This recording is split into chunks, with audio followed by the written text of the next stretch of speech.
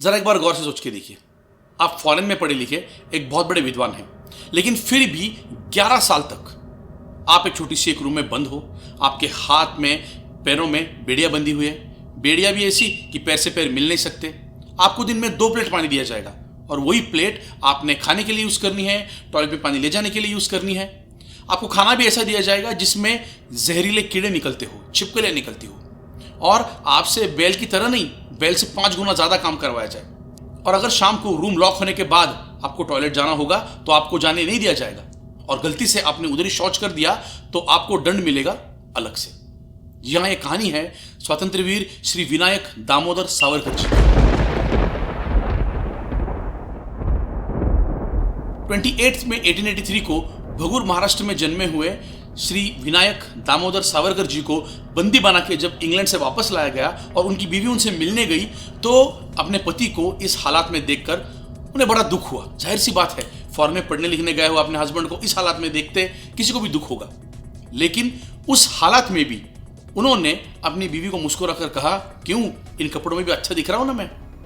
और उन्होंने अपनी बीवी को यह समझाया कि ये चूल्हा, ये घर, बच्चे, ये तो पशु भी करते हैं, लेकिन हमें जिंदगी जीने का एक अलग मकसद मिला है जो बहुत ही भाग्यवान लोगों को मिलता है। आज अगर हम अपने घर का चूल्हा फूंक रहे हैं तो कर इस हिंदुस्तान में, जहां सुनिए पूरे हिंदुस्तान के लिए, 1-2 धर्म के लिए नहीं बोला उन्होंने, पूरे हिंदुस्तान में जब कल चूल्हे जलेंगे तो उसमें से सोने का धुआं निकलेगा। जब उन्हें बंदी बनाकर अंडमान लाया गया तब उतरते ही उन्होंने सबसे पहली बात देखी कि अरे ये अंडमान निकोबार का जो ज्योग्राफिक लोकेशन है ये आने वाले कल के लिए, इंडिया के लिए बहुत इंपॉर्टेंट हो सकता है। ये इंडिया का एक ईस्ट कॉरिडोर हो सकता है। तो सोचिए, उस हालात में भी उस इंसान ने विजन रखी अपने देश के लिए। ऐसा कहते हैं कि जब भी किसी गुनहगार को काला पानी की सजा सुना दी जाती थी तो वो कांप उठता था। 1-2 साल की सजा भी हो तो भी कांप उठता था। लेकिन उस वक्त सावरकर जी को 50 साल का दंड दिया गया। और यह सुनते ही सावरकर जी के मन में सबसे पहला सवाल यह आया कि भाई इतने साल में करूंगा क्या अंदर? क्या मुझे कुछ किताबें मिलेगी पढ़ने के लिए? हाँ, मुझे काव्य रचने का बहुत बड़ा शौक है, तो क्या मैं कविता रच पाऊंगा? और जेल में उन्होंने कई से एक छोटा कोयले का टुकड़ा जमा कर लिया। उससे वो रोज 4 लाइनें लिखते थे, साफ करते थे, दूसरे दिन 4 लाइनें लगते थे। ऐसा करते करते उन्होंने कई काव्य रचनाएं वहां पे की। जैसे कि मैंने कहा कि उन्हें 2 प्लेट पानी दिया जाता था, लेकिन उसमें से भी वो थोड़ा पानी बचा के रखते थे, प्लेट में अपने विंडो में रखते थे, क्योंकि वहां पे जब प्यासे पंछी आते थे उन्हें वो पानी दिया करते थे। तो इस हालात में भी जब आप पे इतने जुल्म हो रहे तो अपनी इंसानियत जागृत रखना ये भी कितनी बड़ी बात है।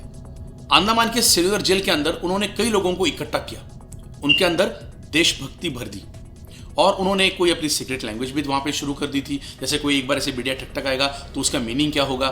जेल से एक छोर से दूसरी छोर तक एक सीक्रेट मैसेज भी पास किया जाता था। हंगर स्ट्राइक्स वो अरेंज करते थे। यही नहीं, लेकिन बहुत जो अनपढ़ लोग थे उन्हें सिखाने का, उन्हें पढ़ाने लिखाने का बहुत बड़ा कार्य सावरकर जी ने वहाँ पे किया था। और इन तमाम हालातों में उनके पीछे हिंदुस्तान में उनसे उनका घर छीना गया, उनके परिवार को बेघर कर दिया गया। इस बीच में उनका छोटा बेटा था, वो भी गुजर गया। लेकिन इन तमाम हालातों में उनका इरादा अपने देश के प्रति बहुत पक्का था। जरा एक बार सोच के देखिए कि इन तमाम पीड़ाओं में आपका एटीट्यूड क्या होता। मुझे यकीन है बहुत सारे लोग तो सुसाइड कर देते, लेकिन इन हालातों में भी उनका एटीट्यूड कितना स्ट्रांग था। और एक बार जो उन्होंने कमिटमेंट कर दी थी देश की सेवा के लिए, तो उन्होंने अपने आप की भी नहीं सुनी। इसी टाइम पर उन्होंने कई अच्छी कविताएं भी लिखी। मुझे पूरा यकीन है कि आपने जयोस्तुते ये कविता सुनी होगी, जिसके अंदर उन्होंने स्वतंत्रता देवी को नमन किया है। सागरा प्राण तळमळला, ये भी आपने सुनी होगी। लेकिन मेरी फेवरेट कविता है अनादिमी अनंतमी अवध्यमी भला मारिल रिपु जगति आसा कवर्ण जन्मला। इसका मतलब यह है कि मैं विशाल हूँ, विराट हूँ, और मुझे मारने वाला अब तक कोई पैदा नहीं हुआ है। ये बहुत अच्छी कविता है, और किसी भी हालात में आप ये कविता सुनोगे तो आप अच्छा ही करोगे। इस कविता का डिस्क्रिप्शन और हिंदी ट्रांसलेशन मैंने नीचे डिस्क्रिप्शन में लिखा है, आप जरूर पढ़िएगा एक बार। तो ये बात थी सावरकर जी की, जिन्होंने अपने प्राणों की आहुति देकर देश के लिए मन मिटे। यही नहीं, जब वो जेल से बाहर आए तब उन्होंने रत्नागिरी में जाकर सब पिछड़े वर्ग को इकट्ठा करने का बहुत बड़ा कार्य किया था। मुझे पूरा यकीन है ये 5 मिनट का वीडियो पूरा नहीं है उनकी जिंदगी के सारे किस्से सुनाने के लिए या हाईलाइट करने के लिए भी। इसके लिए तो मुझे लगता है 50 साल भी कम पड़ेंगे।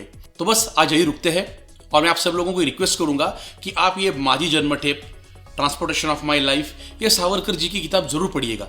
कई सालों पहले मेरे मौसा जी ने मुझे एक किताब गिफ्ट की थी और मैं इससे कई अच्छी चीज़ें सीखा।